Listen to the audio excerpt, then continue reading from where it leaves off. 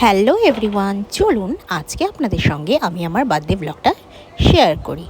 আমরা চলে এসেছি পার্ক স্ট্রিটের পিটার ক্যাটের যে এক্সটেন্ডেড ফ্লোরটা হয়েছে ওটাতেই অ্যাকচুয়ালি আমার যাওয়ার খুব ইচ্ছে ছিল। তো ভাবলাম বার্থডেটা সেলিব্রেট করতে ওখানেই চলে যাই, নতুন একটা জায়গা এক্সপ্লোরও করা হবে, প্লাস খাওয়া দাওয়া মোটামুটি ভালোই হবে।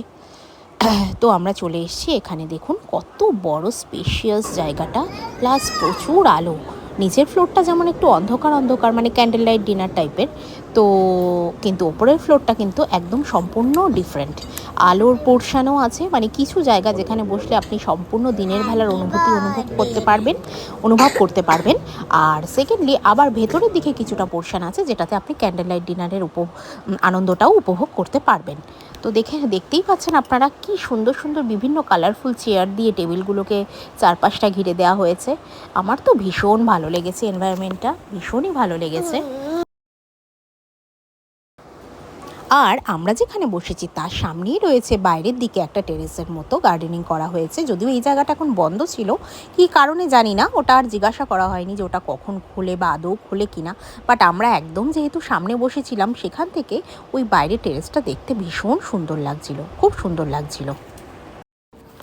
যাই হোক, এবার আমরা বসে পড়বো, বসে খাবারের অর্ডারগুলো দেব।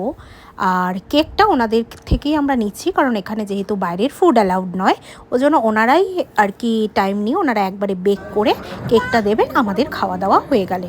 তো সেজন্য আগে আমরা খাবারগুলো খেয়ে নেব, তারপরে আমরা কেকটা কাটিং করবো।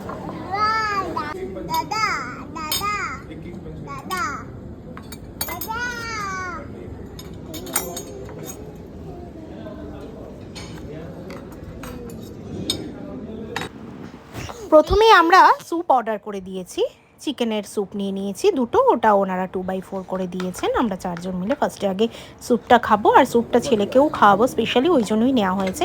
সাথে তো নিয়েছি ওখানকার একদম ফেমাস চেলো কাবাব, হ্যাঁ ঠিক আছে, যেটা অরিজিনাল, মানে চিকেন কাবাবও থাকবে, মাটন শিক কাবাবও থাকবে। তো সেই চেলো কাবাবটা আমরা নিয়ে নিয়েছি। এছাড়া আমরা স্যালাড নিয়েছি, একটা গ্রিন স্যালাড, সাথে দম কি রান বলে মাটনের একটা প্রিপারেশন, আর সাথে নিয়েছি হচ্ছে বাটার নান। ঠিক আছে, বাটার নানটা এত অসাধারণ ছিল, লেস অয়েলি মানে লেস বাটারি ছিল, প্লাস সাথে আমরা একটা এক্সট্রা রাইস নিয়ে নিয়েছিলাম, বাটার রাইস, সেটা ছেলের জন্য, হ্যাঁ কারণ ওর ভাতটা তাহলে খাওয়া হবে।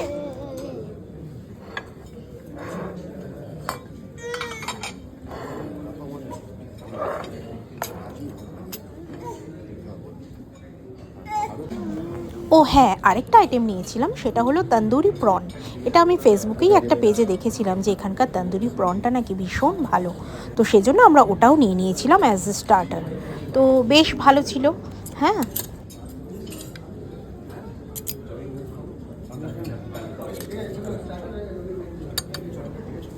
যাই হোক, আমাদের খাওয়া দাওয়া এবার কমপ্লিট হয়ে গেছে। এবার ওনারা কেকটা নিয়ে চলে এসছেন, ওনারা মোমবাতিও জ্বালিয়ে দিয়েছেন। এখানেই আমার কেক কাটা হবে, ছেলে মেয়েকে নিয়ে আমি আর কি এখানে কেক কাটবো, কেটে আমরা এখানেই খেয়েও নেব অ্যাজ এ ডেজার্ট আলাদা করে, ওই জন্য আমরা আর কোনো ডেজার্ট অর্ডার দিইনি। তো কেকটা কাটার পর আমরা সবাই মিলে একটু একটু করে কেকই খেয়ে নিয়েছিলাম। তবে খুব হেভি ছিল কেকটা, মানে চকলেটের পরিমাণটাই যেহেতু বেশি ছিল, ওই জন্য খুব বেশি খাওয়া যাচ্ছিল না। আর খাওয়া দাওয়া করে যেহেতু অলরেডি আমাদের পেট পুরোটাই ভর্তি ছিল, সেজন্য বেশি খাওয়া যাচ্ছিল। যাই হোক, তার মধ্যেই আমরা আর কি, কেকটা ছোট ছিল, হয়তো এখানে ক্যামেরায় মনে হচ্ছে অনেকটা বড় ছিল, বাট নয়, কেকটা ছোটই ছিল বেশ। তো আমরা সবাই মিলে একটু একটু করে কেকটা খেয়েছি। আর এত বড় জায়গা পেয়ে আমার ছেলেকে কিছুতেই চেয়ারে বসানোই যাচ্ছে না, ও সমানে নিচে নেমে ঘুরবে পুরো জায়গাটা। আর ওনারাও, এখানকার স্টাফরাও বেশ ভালো ছিলেন, মানে বাচ্চা যেরকম ঘুরে ঘুরে বেড়াচ্ছে তার জন্য ওনারা একটুও বিরক্তি হয়নি। আর আমার ছেলে তো কে চেয়ারে ওঠালেই ও কাঁদছে। যাই হোক, আমরা ওকে ছেড়ে দিয়েছি, হ্যাঁ।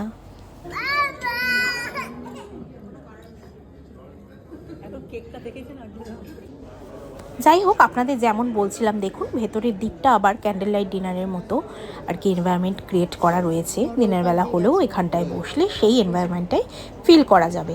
তো বিশাল বড় জায়গা নিয়ে ওনারা ওপরের ফ্লোরটা এক্সটেন্ড করেছেন, খুব ভালো হয়েছে এটা। কারণ অলমোস্ট মানে এভরি টাইম আমরা পিটার ক্যাটে আসলে প্রচুর ওয়েটিং টাইম ছিল, বাট এইবার সেটা ফেস করতে হয়নি। ভীষণ সুন্দর জায়গা। যাই হোক, আমাদের দিনটাও ভীষণ ভালো কাটলো। আর আপনাদের যদি এই ব্লগটা ভালো লেগে থাকে তাহলে একটা দয়া করে লাইক করে দেবেন প্লিজ। টাটা।